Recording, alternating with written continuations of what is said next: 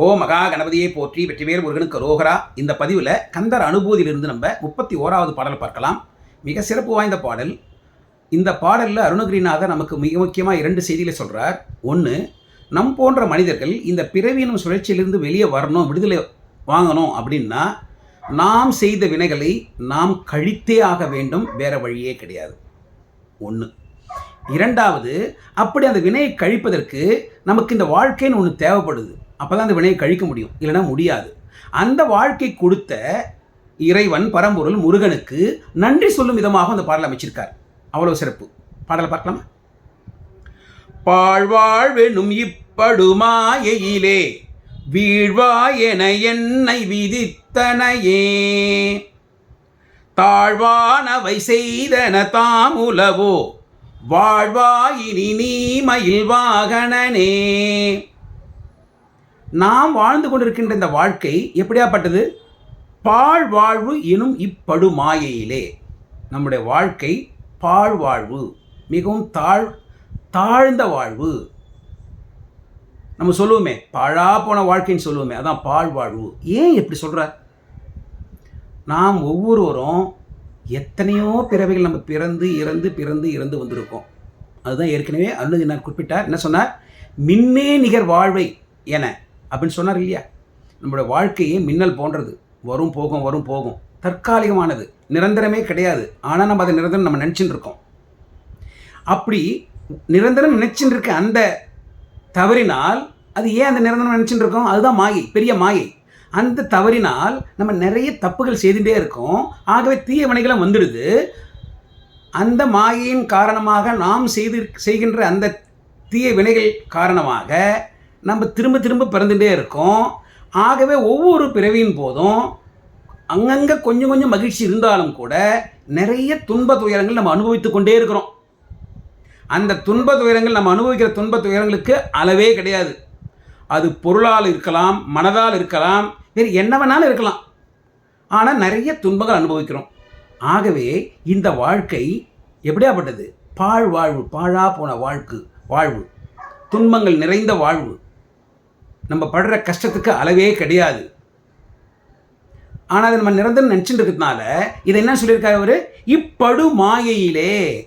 இது உலக மாயை, ஜெக மாயை. இந்த மாயை எப்படிப்பட்ட மாயை? படு மாயை, படு குழி, படு பள்ளம், பெரிய மாயை. ஒரு பெரிய பள்ளத்தில் நம்ம விழுந்துட்டோம்னா அங்கிருந்து மேலே எவ்வளோ கஷ்டப்பட்டு மேலே ஏறி வரணுமோ அந்த மாதிரி இந்த பெரிய மாயை, படு மாயை, அந்த உலக மாயிலிருந்து நம்ம வெளியே வரணும். பள்ளத்திலிருந்து நம்மளால் கஷ்டப்பட்ட முயற்சி பண்ணி வெளியே வந்துட முடியல. அதே போல் இந்த மாயிலிருந்து முயற்சி பண்ணால் வெளியே வந்துடலாம். வர முடியாதுன்னு இல்லை, ஆனால் வர முடியும். ஆனால் அதை நமக்கு தெரிய மாட்டேங்குது. தெரியாமல் அந்த மாயையில் போய் மாட்டிக்கிறோம். முருகா, பாழ் வாழ்வு எனும் இப்படு மாயையிலே நீங்கள் என்ன பண்ணீங்க? வீழ்வாய் என என்னை விதித்தனையே. நீ போடா, இந்த படுகுழியாக இருக்க இந்த மாயையில் இருக்க போய் விழுந்து இந்த வாழ்க்கையை நடத்தி உன்னுடைய கர்மாக்களை, வினைகளை கழித்து அதுக்கப்புறம் வா அப்படின்னு என்ன வீழ்வாயின்னு சொல்லி என்ன தள்ளி விட்டுட்டீங்கப்பா முருகா. வீண் சொல்லிட்டு என்ன பண்ணிட்டீங்க? எனக்கு என் நெத்தியில் பிரம்மாவை வச்சு என் விதியை எழுதி அமைச்சிட்டீங்க. நான் செய்த வினைகளை கழிப்பதற்காக அந்த வினைக்கு ஏற்றவாறு எனக்கு அந்த விதியும் விதித்து என்னை இந்த குழியில் படு மாயையில் தள்ளிவிட்டீர்கள். வீழ்வா என விதித்தனையே. இந்த நேரத்தில் ஒரு விஷயம் நம்ம தெரிஞ்சுக்கலாம். முருகன் அப்படி போய் தள்ளி விட்டுறவர் இல்லை. சூரபத்மால் துன்பம் வந்தபோது தேவர்களுக்கு சூரபத்மனை வென்று அவர்களது துன்பத்தை போக்கி அருள் செய்தவர். நக்கீரருக்கு திருமுருகாற்றை பாடிய உடனே ஓடி போய் அந்த கற்கி பூதத்தை வென்று நக்கீரர் மட்டும் இல்லாமல் அந்த 1000 புலவர்களையும் சிறை மீட்டவர். அப்படின்னா அவர் கருணை கடல். அவர் இந்த மாதிரி போய் தள்ளி விட்டுற மாட்டார். போய் இந்த பெரிய பள்ளத்தில் போய் விழுந்து நீ பாட்டுக்கு இந்த பிரச்சனைலாம் சால்வ் பண்ணிட்டு வா அப்படின்னு சொல்ல மாட்டார். அதுக்கு ஒரு காரணம் இருக்குது. இப்போ அதுக்கு அடுத்த லைனில் சொல்கிறார் பாருங்க. அதை தாழ்வானவை செய்தன தாம் உளவோ. ஓஹோ, தாழ்வானவை தாழ்ந்த காரியங்கள், தீய காரியங்கள். நான் ஏற்கனவே பல பிறவிகளில் நிறைய தீய காரியங்கள் செய்து அதன் காரணமாக தீய வினையை, வல்வினையை, வெவ்வினையை நான் சேர்த்து வச்சுருக்கேன் போல இருக்கு. அது இன்னும் இருக்கா, பாக்கி இருக்கு போல இருக்கு. தாழ்வானவை செய்தன தாம் உளவோ, அது மொத்தம் இன்னும் கழியலையா, இன்னும் பாக்கி இருக்கா? அதனால தான் நீங்கள் அவங்களுக்கெல்லாம் உதவி பண்ணியிருக்கீங்க. தேவர்களுக்கு உதவி செய்தீங்க, நக்கீரருக்கு உதவி செய்திருக்கீங்க. ஆனால் எனக்கு உதவி செய்யலையே, என்னை தள்ளி விட்டுட்டு இருக்கீங்களே. ஓஹோ, அதுதான் விஷயமா? என்ன செய்த தீய வினைகள், தாழ்வான காரியங்கள் இன்னும் பாக்கி இருக்கா? தாழ்வானவை செய்தன தாம் உளவோ. முருகா, வாழ்வாய் நீ, வாழ்வாய் நீ மயில் வாகனனே. இனி நீ வாழ்வாய், நல்லா இருப்ப. இது நம்ம ரெண்டு விதமாக பார்க்கலாம். நமக்கு ஒருத்தர் ரொம்ப நல்ல பிடித்தவர், அவரால் நமக்கு ஏதோ ஒரு நல்ல காரியம் நடக்க வேண்டியிருக்கு. பல முறை நம்ம அவரை பார்க்குறோம், ஆனால் அந்த காரியம் முடியல.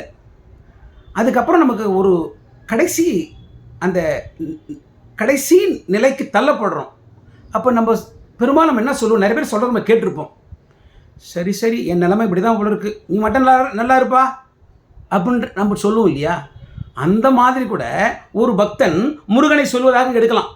வாழ்வாய் நீ, இனி நீ மயில் வாகனனே, மயிலேறி அருள் செய்யும் மயில் வாகனனே முருகனே, நீ நல்லா இரு, என்னை மட்டும் இந்த படுகொலி தள்ளிட்ட. இது ஒரு பார்வை. இரண்டாவது பார்வை, முருகா, நான் இதுக்கு முன்னாடி வரைக்கும் என்ன சொன்னோம்? தாழ்வானவை செய்தன தாம் உளவோ. நான் செய்த தாழ்ந்த காரியங்கள், அந்த தீய வினைகள் இன்னும் பாக்கி இருக்கா? அந்த பாக்கி இருக்கிற வினையை கழிப்பதற்காக தான் எனக்கு இந்த பிறவி நீங்கள் கொடுத்துருக்கீங்களா? அதுக்காக தான் எனக்கு அனுப்பிச்சிருக்கீங்களா? அது வரைக்கும் எனக்கு மகிழ்ச்சிப்பா. இந்த நான் செய்த தீய வினைகளை என்னை உணரும்படி செய்தீர்கள். ஒன்று, அப்படி உணரும்படி செய்ததனால் நான் எடுத்த இந்த பிறவியில் நான் எப்படியாவது அந்த தீய வினையை, அந்த கர்ம வினையை கழிப்பேன். அதற்கு நீங்கள் எனக்கு உதவி செய்து இங்கே அனுப்பிச்சிருக்கீங்களே, நீங்கள் நல்லா இருக்கணும். அப்போ தானே நீங்கள் எல்லாருக்கும், என்ன மாதிரி எவ்வளோ பேர் இருப்பாங்க, எல்லோருக்கும் நீங்கள் அவங்கள கரையாற்ற வேண்டுமே. ஆகவே முருகா, நீ வாழ்வாய். இப்படி நம்ம பார்க்கணும். நம்ம ரெண்டாவது முறை பார்த்த வழி தான் சரியான வழி. ஏன்? முருகன் கருணைக்கடல். அவர் தேவர்களுக்கு உதவி செய்தார், நக்கீரனுக்கு உதவி செய்தார், இன்னும் நிறைய பேருக்கு உதவி செய்தார். நம்ம இங்கே ரெண்டு உதாரணம் பார்த்துருக்கோம், அவ்வளோதான். ஆகவே நமக்கு இந்த வாழ்க்கையை அவர் கொடுத்து இந்த மாயையில் வீழ்வாயின்னு சொல்லி தள்ளிட்டார்னா, தள்ளிட்டு நம்மளை ஒரு பார்வை பார்த்துட்டே இருக்கார் அவர்.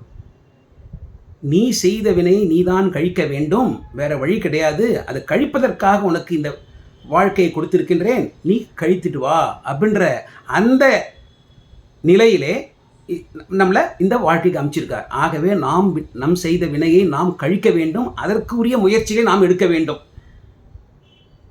அதற்குரிய முயற்சிகளை சென்ற பல பாடல்களை சொல்லியிருக்கார்.